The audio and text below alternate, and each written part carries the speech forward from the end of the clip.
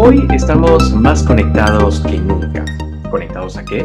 Pues a nuestros dispositivos, a lo que estos tienen para mostrarnos lo que otros, como nosotros, tienen para ofrecernos. Ahora, estos otros, en los que obviamente me incluyo como creadores de contenidos o creadores digitales, muchas veces hemos sido testigos de cómo unos cuantos han logrado vivir de esa creación de contenidos digitales. Pero es más frecuente entrar, o al menos a mí me pasa, entrar a cualquier red social y tener la sensación de que ahí se libra una batalla pues de proporciones épicas para llamar la atención, a su vez, de todos nosotros. Pero esto parece que lo mueve el entusiasmo, ¿no? Y entonces, ¿qué es esto? ¿Qué es el entusiasmo? ¿Cómo se define y cómo se aprovecha en este contexto digital en el que todos vivimos? Esto y mucho más lo converso con mi invitada de lujo en este episodio de Reading Cast. Bienvenidos.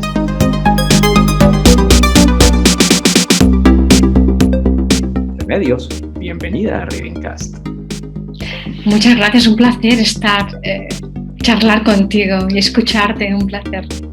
Nosotros encantados de tenerte porque bien antes de grabar le decía a Remedios, soy tu fan número uno porque llegaste en un momento muy revelador de mi vida en el que estoy buscando conceptos o reformulando conceptos o digamos pensando lo que creía que tenía que pensar. Y muchas de las respuestas a las que yo me sentía inclinado las encontré en el entusiasmo. Pero antes de llegar a eso, ¿no? Al entusiasmo, Remedios, vamos a hablar con la audiencia personalmente, ¿no? Decirles esto que yo acabo de reflexionar hace unos minutos. ¿Qué opinión te merece? Ese contexto que tú acabas de dibujar y que marca la cotidianidad que vivimos, a mí me interesa de igual manera que a ti. A mí me interesa especialmente todo aquello que tiene que ver con la dificultad de la época, con cómo estamos construyendo la época. De hecho, entiendo el papel del pensador, del filósofo, venga desde el ámbito más antropológico, más filosófico, como el de aquella persona que es capaz de enfangarse en esa complejidad que hoy viene en gran medida de mano de las redes y de mano de habitar la red, de una forma de habitar que puedo entrecomillar o poner entre cursiva para enfatizar esa forma en la que habitamos de manera normalizada frente a las pantallas, con las pantallas y a pesar de las pantallas. Porque gran parte de los trabajos que hoy caracterizan nuestro día a día, y yo creo que lo serán cada vez más, necesitan una parte o una gran parte de su desarrollo en Internet. Internet se ha convertido no solamente en el lugar en ese medio a través del que nos comunicamos, sino en ese lugar donde necesitamos difundir lo que hacemos, presentarnos, donde los sujetos pasan a ser más que sujetos representados, sujetos exhibidos, ¿no? Sujetos puestos en ese mercado, en ese escaparate que opera también como mercado. Y tú lo sugerías muy bien anteriormente cuando te referías también a esa cierta ansiedad o tensión que surge por la necesidad de ser vistos. Yo creo que la forma en la que hemos equiparado ojos a capital y la forma en la que se crea el nuevo capital simbólico en la cultura contemporánea, especialmente la cultura digital, es muy interesante y habla de nuevas formas de valor que han normalizado el ser vistos como esto que algunos llaman la economía del bolo, ¿no? La gig economy, la economía del necesitar estar ahí, no ya para tener un dinero. Tú diferenciabas entre quienes pueden vivir de esto y quienes no, sino para tener una expectativa de futuro, ¿no? Para estar ahí como manera de estar preparados ante posibles demandas relacionadas con nuestro trabajo. Y yo creo que el combustible que usan estos creadores digitales que en realidad quieren estar ahí, porque yo creo que también la sociedad nos dice, ¿no? Constantemente de que ahí es donde debemos estar y que debemos cultivar cada vez más fans, audiencia, seguidores. Y este mandato social moderno está causando estragos, ¿no? En la estructura de nuestras sociedades contemporáneas y futuras, ¿no? Y el combustible, entonces, a mí me gusta como lo interpreté en algunas partes de tu libro, es el entusiasmo, ¿no? Ujú, Para muchos, que digan, bueno, el entusiasmo es sano, siempre es sano tener, pues, niveles de entusiasmo, por ponerlo de alguna manera. El entusiasmo es la exaltación, literalmente, ese es un concepto que voy a tomar de algo que leí, la exaltación del ánimo que se produce por algo que cautiva o que es admirado. Es un término que ujú. procede del latín, aunque su origen, pues, más remoto se encuentra en la lengua griega. Para los griegos, por ejemplo, el entusiasmo significaba tener un dios dentro de sí. Y fíjense que algo muy curioso de esto es que, ¿recuerdan esto que les decía de que somos creadores digitales? Dios es un creador.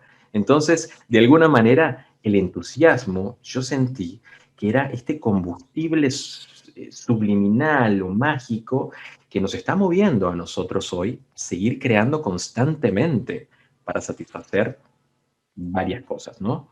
¿Cómo lo ves? Sí, bueno, efectivamente, yo coincido con gran parte de lo que comentas y creo que esa visión del entusiasmo como combustible puede tener mucho que ver con cómo el entusiasmo hoy es instrumentalizado por el capitalismo y por el contexto Totalmente, neoliberal sí, para alimentar la sí, maquinaria, que es sí, un poco bueno, es en gran medida la crítica que yo desarrollo, pero antes de advertir esto, el entusiasmo es inevitablemente algo que nos moviliza y que nos seduce.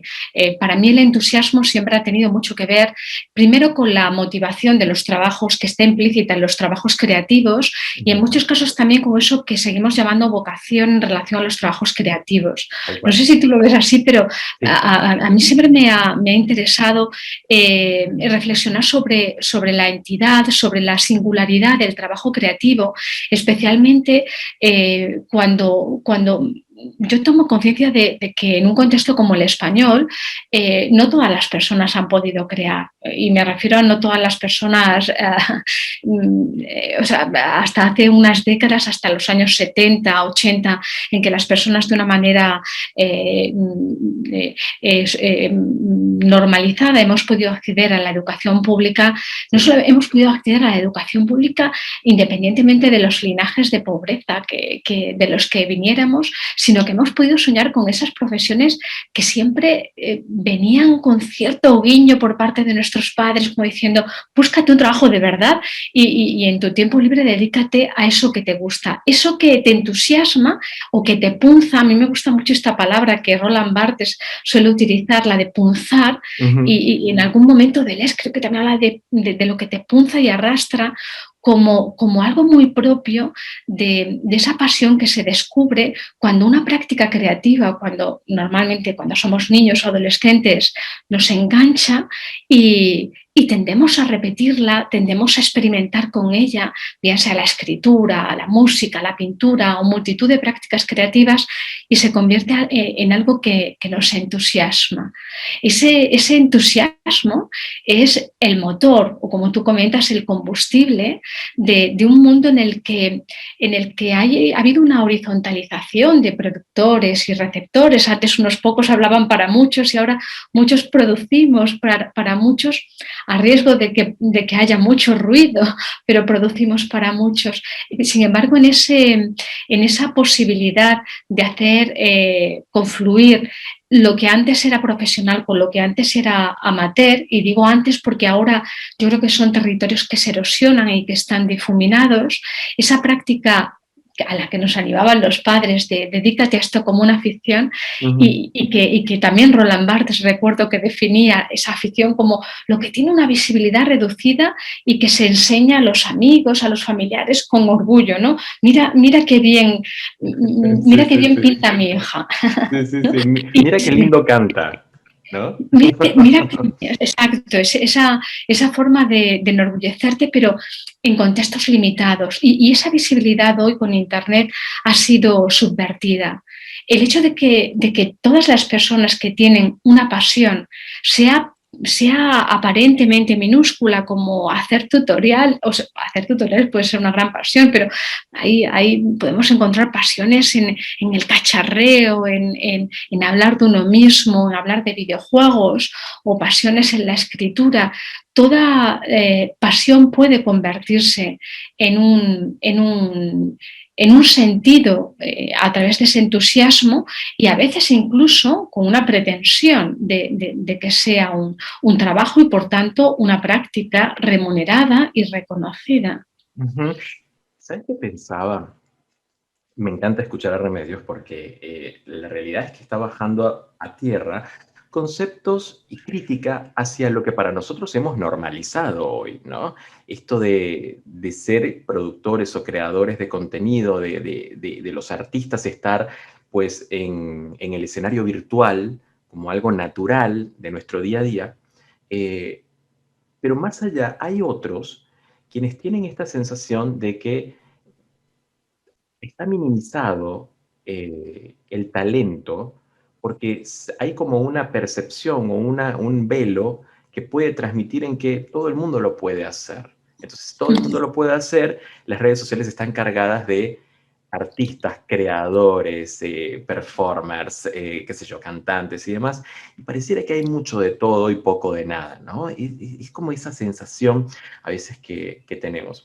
Y me hiciste recordar, Medios, yo de chico trabajé en un canal de tele en el que no te pagaban un sueldo, ¿no? Y vos eras el conductor de un programa de tele. Yo recuerdo que tenía un programa de tele llamado Planeta Verde, donde hablábamos sobre, pues, novedades o noticias relacionadas al ecosistema o al cuidado del medio ambiente. Muy moderno, muy juvenil, era muy lindo el programa.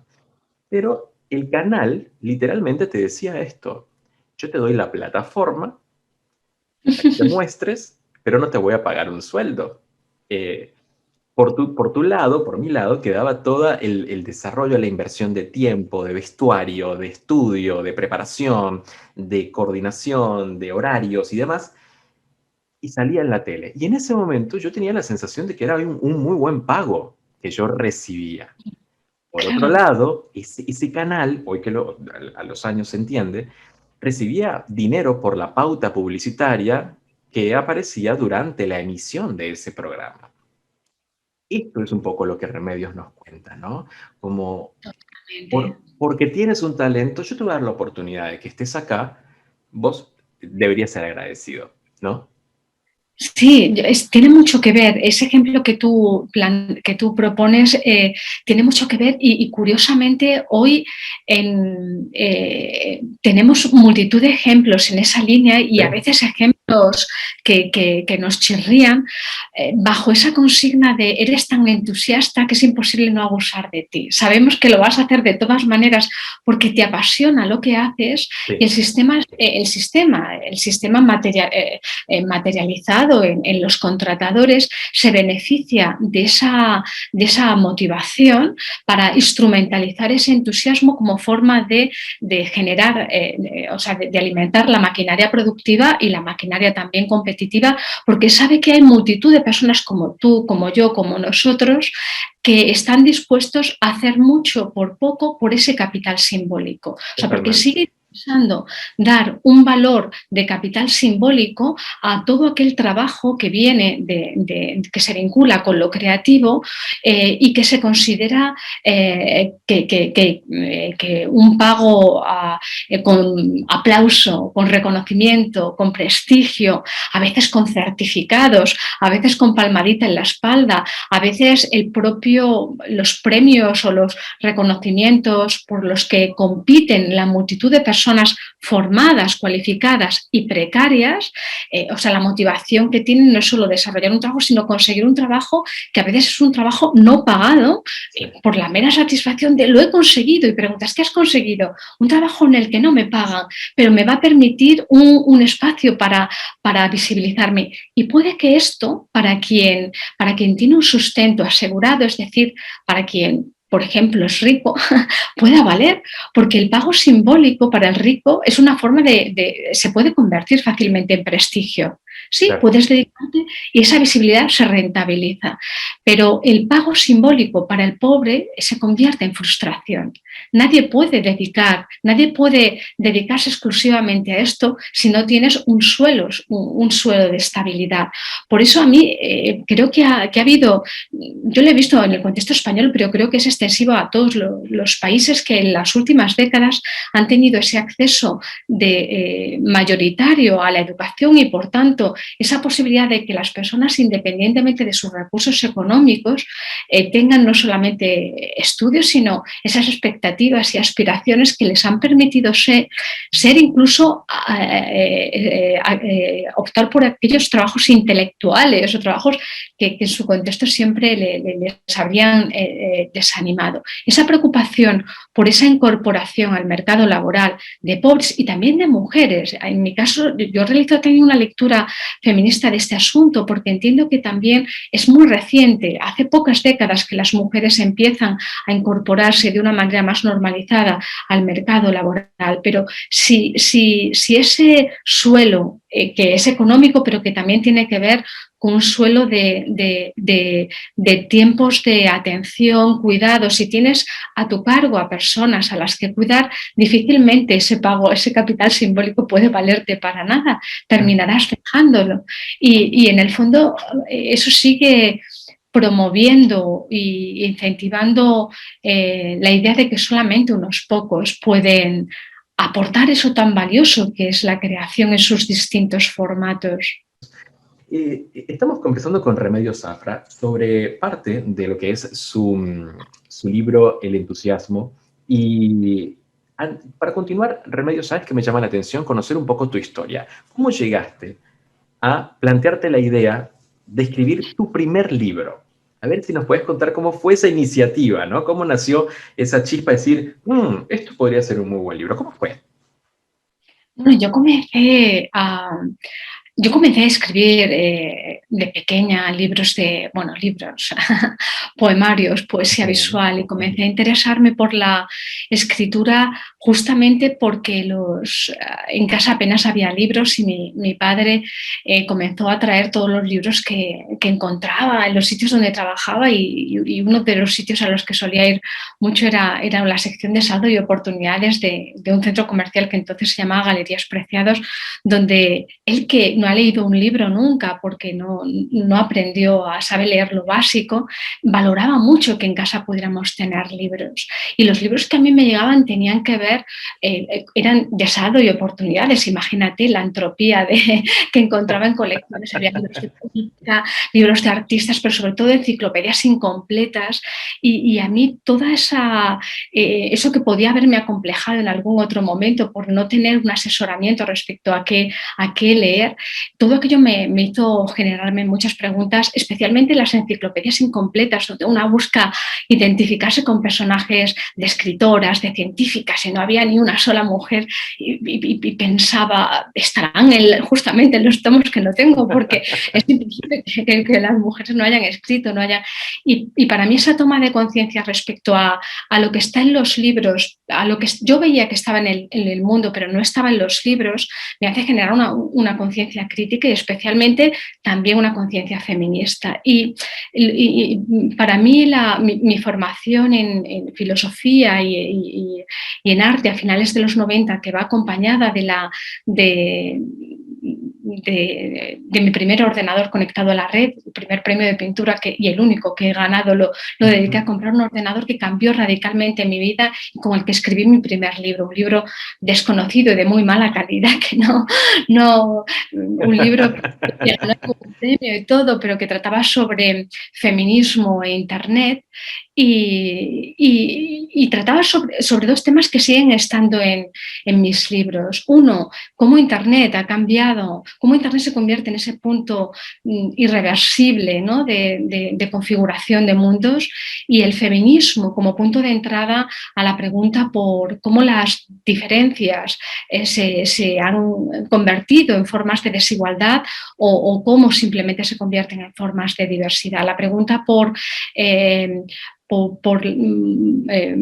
la implicación que tenemos quienes hablamos respecto a ayudar a pensar un mundo muy mejorable, es algo que a mí siempre me ha motivado y desde entonces está presente. Quizá el primer libro, digamos, más conocido que podría considerar que publiqué fue Netianas en el año 2005, un libro sobre ciberfeminismo, posteriormente Un cuarto propio conectado, apropiándome de esa expresión de Virginia Woolf, de esa necesidad de una habitación propia, pero en este caso contextualizada en el contexto Internet. Otro libro llamado Lo mejor no es que te vayas, sobre mujeres y mundo rural. Hadas, mujeres que crean, programan, presumen, teclean. Despacio, un libro sobre quienes vivimos aquí y queremos estar allí. Ojos y Capital, un ensayo del que ya empieza a nacer la semilla de lo que después sería el entusiasmo y finalmente Frágiles. Estos son algunos de mis libros y yo creo que los que han fijado también nodos de intensidad en mis reflexiones. No, fantástico. Y lo que veo es que mantienes al menos un concepto muy bien definido en hacerte preguntas, ¿no? Y de tratar de poner en la mesa el contexto del por qué siguen problemas vigentes con el paso del tiempo aún en la digitalización o en la modernización de nuestras sociedades.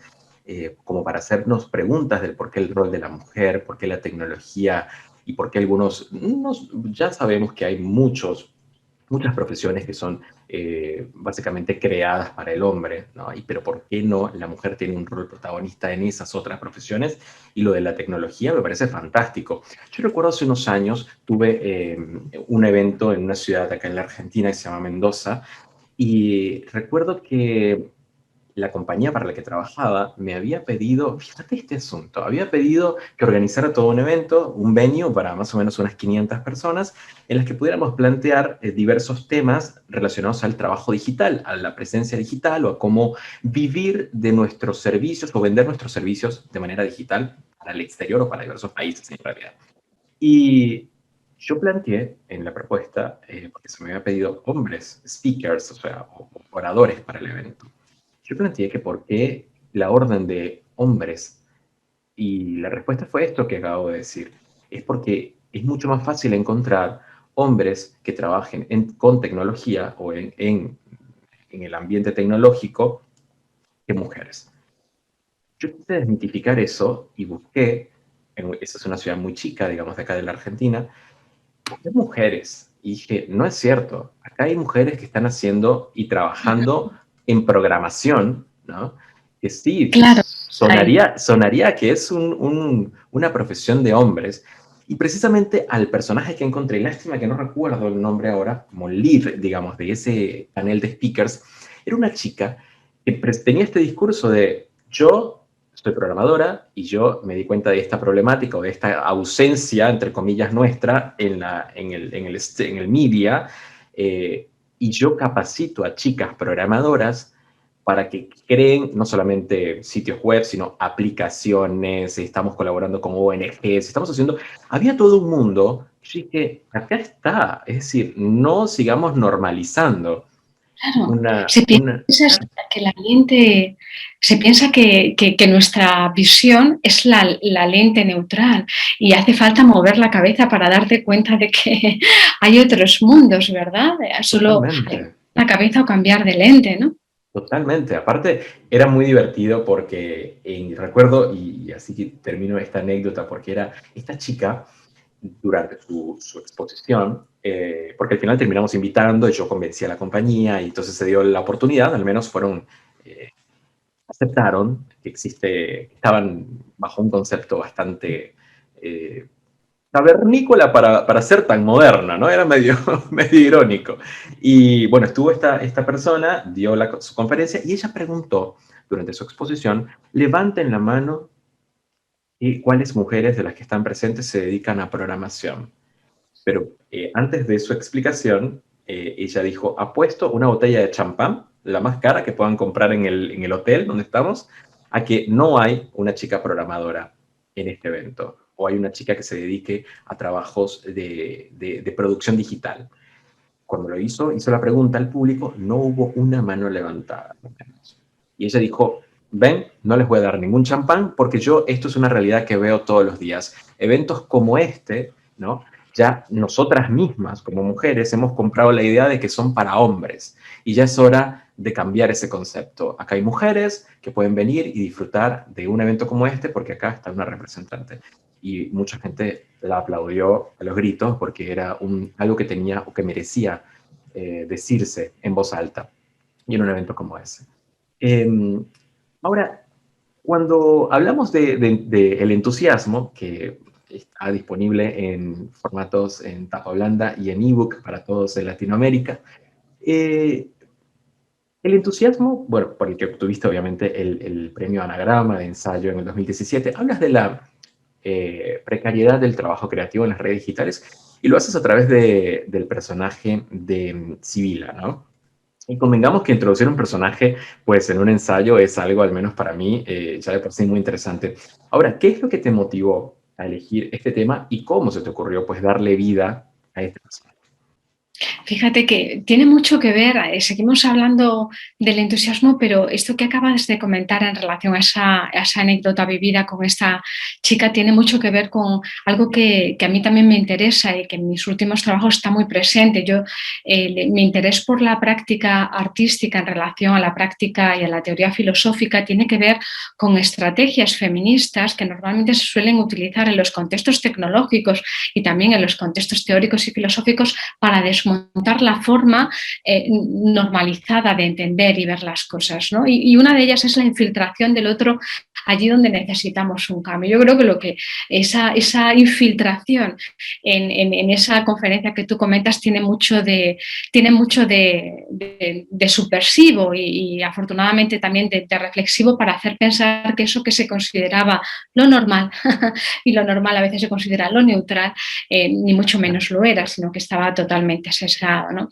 Para mí en el entusiasmo y en Frágiles, la pregunta feminista siempre está, pero está ante todo la pregunta política, la pregunta por, mm, por cuándo las identidades en las que se miran los sujetos, es decir, las identidades sociales, ayudan a crear subjetividades libres o ayudan, por el contrario, a reiterar formas más opresivas de identidad. Y digo esto porque Sibila siendo un nombre femenino, es un nombre que que puede acoger a Rob, a Jordi, a Raquel, a Antonio. Era un nombre muy integrador. Pero bueno, el origen de Sibila como tal viene también de uno de los orígenes del entusiasmo. Tú citabas una definición del entusiasmo al inicio, pero cuando yo indagaba en este punto de entrada,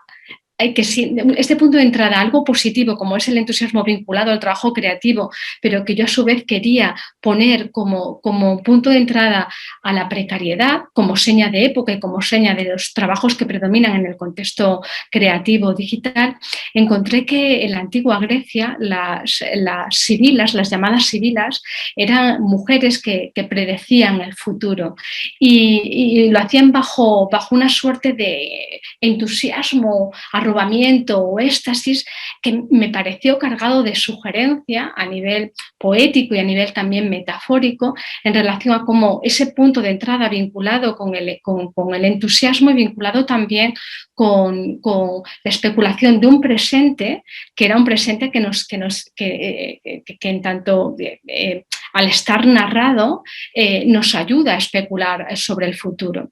A mí siempre me ha interesado como estrategia política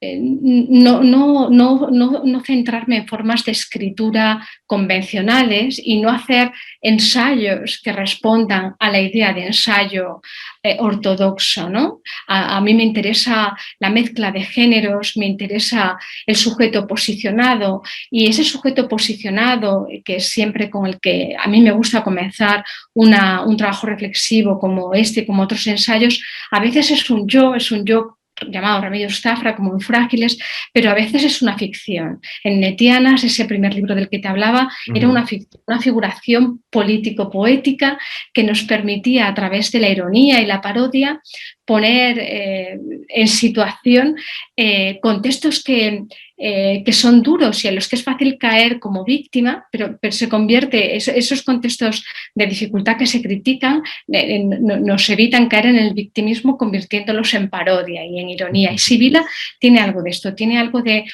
una figuración político-poética, un personaje que encarna al sujeto precario contemporáneo, un personaje cargado de entusiasmo por hacer, pero sobre todo por un hacer con sentido, y enfatizo con sentido porque creo que es una gran diferencia respecto a ese hacer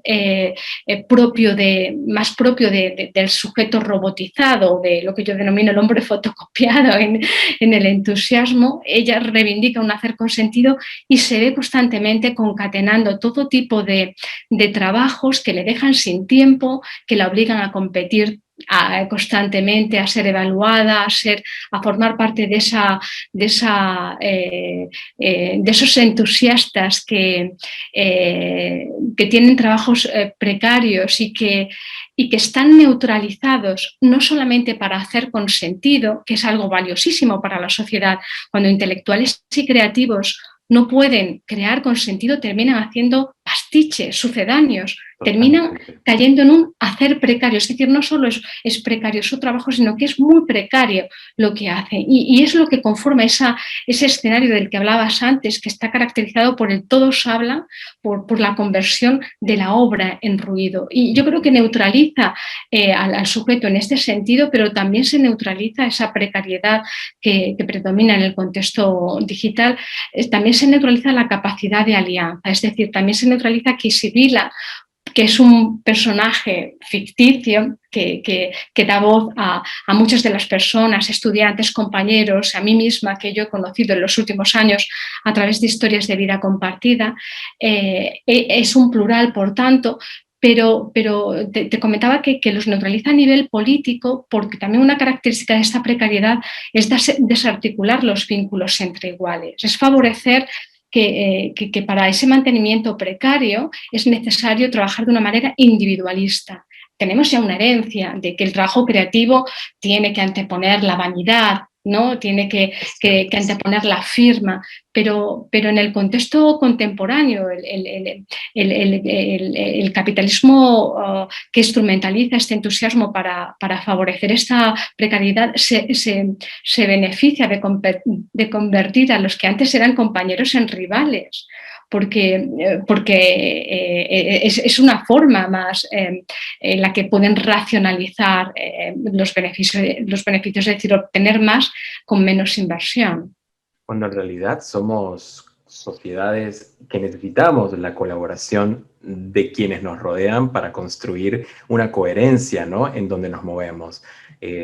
Con esto quiero decir que lo que siento de esta individualización que a veces vemos a través de las plataformas, de los trabajos creativos, es que en realidad podemos lograr mucho más cuando estamos unidos con otros, ¿no? Y podemos hacer mucha más fuerza para poder derribar estos mitos o estos conceptos que nos están vendiendo de una manera tan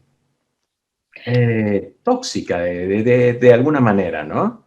Y tan silenciosa, yo creo, ¿verdad, Rob? Porque sí. Antes también comentabas una idea que me parecía interesante, cuando hablabas de esa inercia, o no sé, no recuerdo bien qué palabra utilizabas, pero de esa rutina en la que hemos convertido nuestra vida. Estamos ahí porque todos están ahí, sentimos que hay que estar ahí, es lo que manda la época, pero yo creo que hay algo muy diferente cuando vemos, cuando lo que nos lleva a visibilizarnos, a exponernos en el escaparate digital, son esas fuerzas externas que de una manera silenciosa y reiterada y en gran medida amigable adornada, también. Muy amigable, muy siempre amigable. con palabras positivas. Las redes sociales están construidas sobre esas políticas del afecto que tienden al agrado, el like predomina, la aceptación predomina, pero es muy diferente que esas fuerzas sean externas, es decir, que nos veamos dentro empujados por esa inercia, a que nos visibilicemos por voluntad propia. Yo diferencio en mi último libro, en Frágiles, diferencio esa visibilidad o a veces incluso privacidad o intimidad exhibida a través de los datos, a través de las huellas, de la proyección de nuestro mundo en las redes, cuando es motivada por el mercado y por tanto nos mercantiliza, a cuando es usada por uno mismo o por varios, como por ejemplo, vuelvo al ejemplo del feminismo, cuando alguien comparte de manera personal su intimidad porque ha sido opresiva, porque le duele, bien el feminismo o bien porque alguien que sufre algún tipo de discriminación y lo comparte con otros, crea ese lazo social del que hablábamos, que yo creo que aquí es muy importante y que puede también tener que ver con las formas de explotación laboral o de precariedad laboral, cuando los trabajadores se ven desarticulados porque no hay una tradición sindical, porque no hay una tradición de cohesión, porque las colectividades se conforman más como multitud de personas solas frente a la pantalla y el poco tiempo que tenemos libre no sabemos cómo articularlo en lo social, en la ciudadanía, en la cohesión ciudadana. Y yo creo que ahí el ejemplo feminista vuelve a ser un ejemplo interesante porque convirtió esa exhibición de lo íntimo en algo público cuando es opresivo, lo convirtió en político al hacerse colectivo. Y creo que puede valer como ejemplo para multitud de reivindicaciones políticas de todo tipo cuando nos vemos cayendo en ese raíl del individualismo cargado de motivación, ¿no? Cuando nos dicen, si tú quieres, puedes, ¿no? O constrúyete a ti mismo. Esos mensajes tan frecuentes hoy en día en un contexto neoliberal, en sus enésimas formas de capitalismo de ahora y por venir, y te encuentras solo, porque te encuentras frustrado porque sabes que solos no podemos, y la pandemia ha sido un grandísimo ejemplo. Esa evidencia de cómo de pronto nos vemos frágiles como cuerpo físico, como cuerpo social, ha sido la demostración de lo necesaria que es la articulación social y la articulación ciudadana para lograr mejorar a nivel individual y como sociedad y como humanos. Es maravilloso todo lo que dijiste. Y me hiciste recordar que esta conversación es gracias a, lo decía al principio del podcast, a mi editor Flavio Crescenzi, y él le despertó esta idea de conectarnos a Remedios y a mí, precisamente por algo que acabas de decir en esta última parte. Yo escribí hace un par de semanas, para quienes están escuchando esto, lo grabamos en junio de 2020, así que pueden ir a mi blog en reading.com/autor/Martínez o ir a mi sitio web soyrob.com y leer un artículo que se llama, mira el título que le puse, Remedios, el artículo se llama La mentira verdadera sobre el todo lo puedo hacer. Sí. Es esto de que nos está contando Remedios literalmente. Así que lo invito para que lo lean. No le quito más tiempo respecto a ese tema. Y antes de hacer una pausa, ¿sabes qué? El equipo de producción me envió el nombre del ejemplo de la chica de Mendoza, de la ciudad de Mendoza, que hizo esta exposición interesantísima en un evento que organicé. Se llama Aymara Zamudio. Ella es experta en transformación digital, es project manager y la pueden encontrar en aymarazamudio.com. Así que crédito a quien lo merece. Y estamos conversando con Remedios Zafra, una conversación interesantísima que la verdad que vale la pena que vuelvan a escucharla, compártanla con quienes ustedes conozcan, que del otro lado está luchando contra precisamente esto de vivir de su talento, vivir de su creatividad, y está ahí pues remándola para poder tener algo de notoriedad, o tienen a este otro ejemplo que ha trabajado y ha pues regalado sus talentos a las plataformas en realidad o a los medios tradicionales sin recibir pues el reconocimiento y la remuneración que merece. Empoderar el talento es parte de pues los ingredientes que estamos tratando en esta conversación con Remedios. Y Su libro, que pues, obviamente ya lo he recomendado, pero quiero insistir en ello, El entusiasmo, está disponible en toda Latinoamérica en formato tapa blanda y en ebook, así que vayan a buscarlo porque van a encontrar en él mucho de lo que estamos hablando hoy y por supuesto la chispa de inspiración que quizá les hace falta para poder empoderar esto que decimos. Remedios, en la parte anterior obviamente abarcamos un montón de aspectos relacionados al concepto del entusiasmo, pero no hemos titulado quizá a este otro profesional que está del otro lado, que es el freelancer o el emprendedor que está luchando también por encontrarse y poder vivir de sus talentos. ¿Cómo podemos nosotros en esta era digital en la que estamos orientarlo un poco para que baje la ansiedad, entienda el contexto en el que estamos y pueda aprovecharla? Sí, yo creo que la figura del freelancer en el contexto digital, que es cada vez más habitual, tiene una profunda ambivalencia en tanto tiene ese lado positivo que nos permite reforzar la libertad. Soy libre para hacer, se le presupone esa libertad para hacer, sin embargo, tiene también esa necesidad de hacer para subsistir, Claro. porque no depende, no tiene una garantía. Ese suelo económico, ese suelo material del que hablábamos antes, que diferenciaba al rico que puede convertir su capital simbólico en prestigio del pobre que lo convierte en frustración, él está siempre en esa sensación del alambre. Para el creador, yo creo que la sensación del alambre es algo que a menudo incluso se ha motivado por el propio, por la propia potencia creativa que tiene el conflicto. Cuando habitamos el conflicto nos vemos obligados a buscar otro tipo de soluciones distintas a las convencionales. Y ese vivir en el alambre, yo creo que a esa figura del freelancer en la cultura digital le hace un sujeto especialmente vulnerable, porque fácilmente puede caer en ese hacerlo todo que tú comentabas antes, en El ese... hombre del renacimiento, el que está todo el tiempo, ¿no? Sí.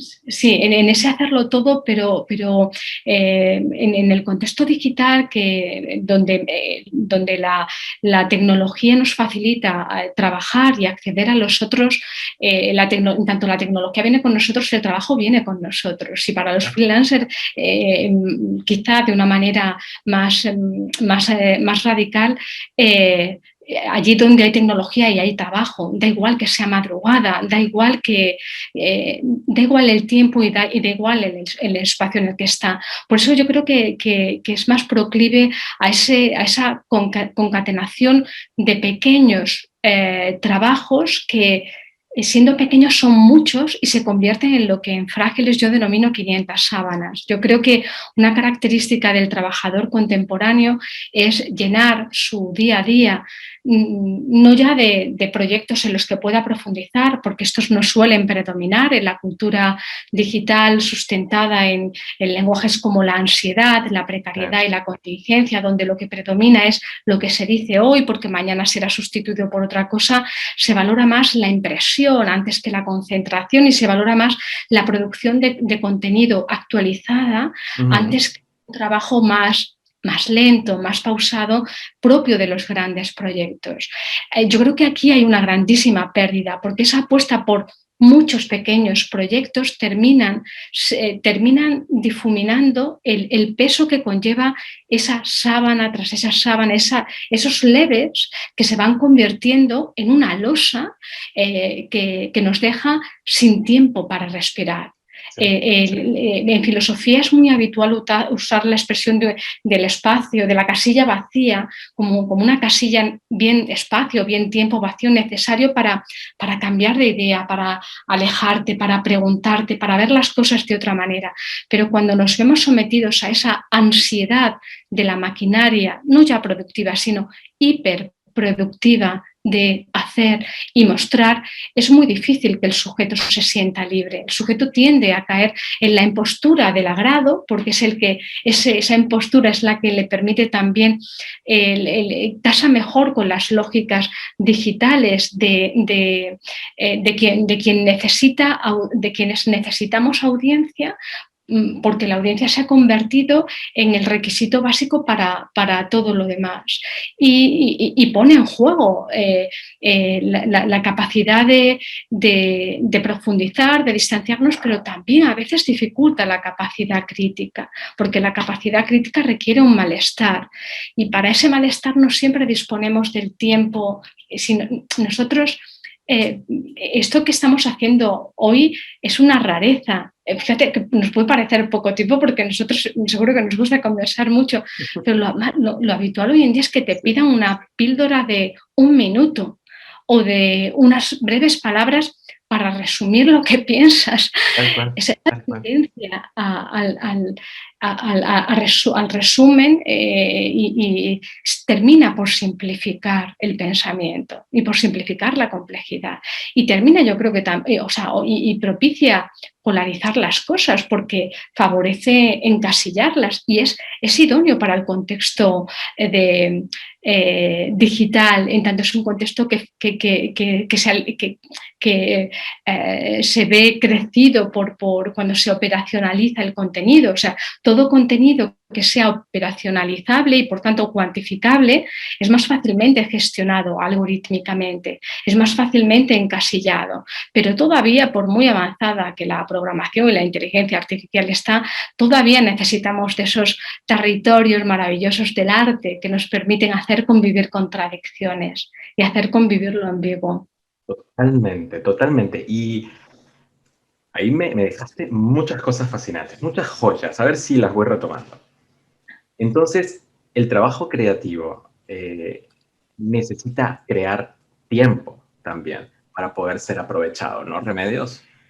Exacto, es el tiempo. Yo creo que si antes hablábamos de una desigualdad que todavía está en gran parte del planeta en relación a la tecnología, que era la desigualdad del acceso a Internet, o sea, quienes tienen o no acceso a la tecnología y a Internet, hoy hay otra desigualdad que en quienes ya tienen esto cubierto, otra desigualdad que marca las diferencias y tiene que ver con quién tiene poder para controlar su tiempo de Claro, acceso. claro.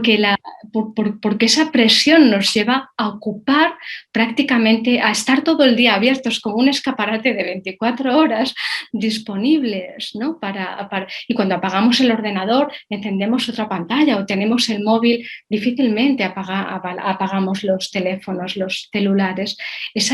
La necesidad de aprender a gestionar nuestros tiempos es un gran aprendizaje y esto marca desigualdad. Te comentaba los distintos estudios que se han hecho, por ejemplo, sobre en Estados Unidos. Recuerdo un estudio reciente sobre cómo las familias con menos recursos son las familias en las que los niños pasan más tiempos conectados a la tecnología y a los videojuegos porque los padres están ocupados trabajando y piensan que ahí están protegidos. Curioso. Sí, Antes sí. el peligro estaba en la calle, pero pocos advierten que los peligros también están en esa adicción que se favorece, porque además es una adicción premeditada. Si esto que usamos en las redes sociales es gratis, es una idea que han repetido muchos pensadores. Si es gratis, nosotros somos el producto, lo que se nos pide a cambio, que es, Sí. se nos pide datos y se nos pide tiempo. Creación, claro, estar ahí. Sí, sí, sí, para que ellos puedan a su vez mostrarnos los mensajes por los cuales esas plataformas reciben un pago, ¿no? Entonces, yo recuerdo, y me hiciste pensar en una anécdota en esto de que decimos que los padres a veces creen que estar conectados, que sus hijos estén conectados, es un lugar más seguro que estar en la calle, ¿no? Y hace poco hablaba con mi hermano, que tiene una hija de 11 años, y su hija actualmente, a raíz de la pandemia y del confinamiento, obviamente se abocó a estar con la tablet en la cara todo el día. El tiempo fue pasando, el año 2020 pasó, el año 2020 terminó, pero la tablet y sigue acá, en la cara de la nena, ¿no? Y yo le pregunté un día qué opinaba respecto al tiempo que ella ocupaba en el computador o en la tablet. Me dijo, ¿pero qué más va a hacer? ¿Qué más va a hacer? Un montón de cosas. Claro. Es el holgazanear que decía Virginia Woolf, ¿no? El holgazanear por las esquinas es base Claro. de la creación. explorarse, Y sí, luego sí. pensar en por qué en Silicon Valley, en muchas de las escuelas donde se educan a los hijos de esos líderes tecnológicos que todos tenemos en mente, son escuelas en las que no se puede usar tecnología hasta que ya son más mayores. O sea, Tal cual. si los mismos creadores la separan, es que realmente si no la desean para sus hijos, la desean para los nuestros. Sí, a ver, y yo acá abro un paréntesis. Imagínense ustedes a el dueño de una compañía de dulces, ¿no? De comida enlatada o de comida chatarra. Yo dudo que ese empresario multimillonario en la alacena de su cocina lo único que tenga sea productos similares. Es decir, porque ya seguramente tiene el conocimiento, ¿no? Literal de todos los ingredientes que están dentro de ese producto y por lo cual debe estar alarmado y decir, yo esto no se lo daría a mis hijos tampoco. Ocurre lo mismo en la tecnología, ¿no? Con quienes están detrás de todos estos códigos que son los que conforman las plataformas, saben realmente el fin que tienen las plataformas en realidad. Ahora, Es una analogía fantástica esta que comentas porque se puede extrapolar a la comida, como bien has hecho, a la moda, muy prácticamente todo lo que forma nuestra cotidianidad está hecho de esa forma rápida, precaria y contingente que permite a unos pocos ganar mucho, ¿no? La ropa cosida sin pegada, no cosida, ¿no? Para que dure pues un lavado.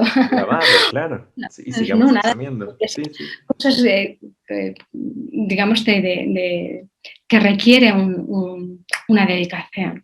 Yo lo que digo es que hoy, si bien estamos siendo muy críticos con lo que nos corresponde igual, cada día tenemos que recordar que tenemos más acceso a la información y nosotros tenemos que aprender a aprovechar el acceso a esa información, ¿no? Ya sea con conversaciones como esta, ya sea con artículos de interés de fuentes confiables que nos digan realmente cuáles son las estrategias que usan estas corporaciones o estas plataformas para poder seguir adelante como modelo de negocio. Hay mucha gente que usa la tecnología sin siquiera preocuparse cómo funciona y hay gente que empieza a despertar o empieza a tener un poco más de conciencia y decir, yo debería empezar a preguntar algunas cosas que siento que me incomodan de la tecnología.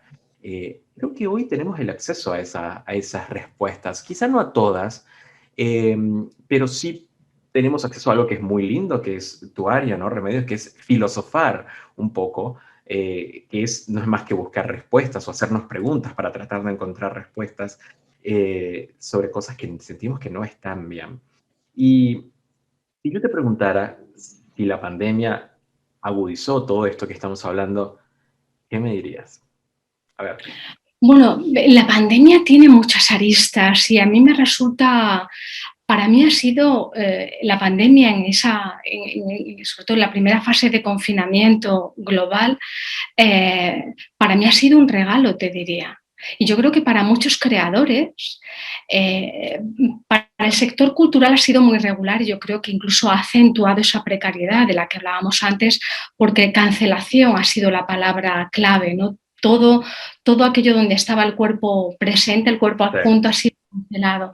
Pero sin embargo, hemos hecho un esfuerzo y a veces un ejercicio imaginativo para llevar fórmulas que antes solo tenían sentido en lo presencial, para llevarlas a la pantalla. Y creo que hemos aprendido mucho en esto. Ha sido un gran aprendizaje. Y no solamente hemos trasvasado cosas que antes no haríamos, sino que hemos ampliado la comunidad con la que hablábamos. A mí me gusta mucho pensar como, yo tengo un dormitorio al que llamo dormitorio auditorio y que en muchos meses de pandemia se han escuchado todo tipo de acentos de Argentina, de Chile, de México, que yo antes tenías que viajar, teníamos que viajar para estar con personas que nos interesaban. Sin embargo, de pronto el idioma nos ha unido de muchas maneras. Y creo también, hablando con libreros amigos, se ha leído más que nunca, se ha escrito más que nunca. Y pienso que yo recuerdo, siempre me parece muy, muy interesante, y también para las personas que nos están oyendo, acudir a ejemplos del pasado, por ejemplo, el momento en el que una epidemia de peste en el año 1600, no recuerdo, en el siglo XVII, una de las epidemias de peste que asoló Londres y que llevó a científicos como Newton a un confinamiento de mucho tiempo en su granja familiar. Algo que puede parecer, bueno, pues ahí no hizo nada. En esa granja familiar donde se supone que cayó la manzana, tuvieron lugar los avances científicos más importantes no solamente de Isaac Newton, sino de la ciencia del momento, y que todavía afectan a la contemporánea. Cuando vemos los momentos de confinamiento son momentos de concentración. Y yo creo que la concentración, como la atención, son esos tesoros que estaban en crisis. Y ahora yo creo que una reclamación para quienes nos dedicamos a la creación, no debiéramos perderlos, debiéramos haber aprendido de la valía de esa concentración para reivindicarla. Pero te decía que tiene muchas aristas, porque también la pandemia ha sido un momento de introspección, de ensimismamiento, de toma de conciencia sobre la fragilidad de los cuerpos que tenemos, y ha sido un momento en el que se han puesto en marcha también todo tipo de experimentos de productividad a través del teletrabajo de una manera muy acelerada. Y ojo, porque aquí también se irán normalizando, muchas veces sin consenso y sin acuerdo entre los trabajadores, formas por venir de lo que yo denomino vidas-trabajo, ante las que debiéramos estar muy, muy atentos. Entonces creo que esa diversidad de lecturas está muy presente, pero es muy interesante porque son lecturas amplificadas que nos han obligado a hacer cosas que posiblemente no habríamos hecho si no nos frenan de esta forma, porque el entusiasmo tiene también ese prurito de sentir que tenemos que hacerlo por pura responsabilidad, porque tenemos que trabajar, porque el trabajo es bueno,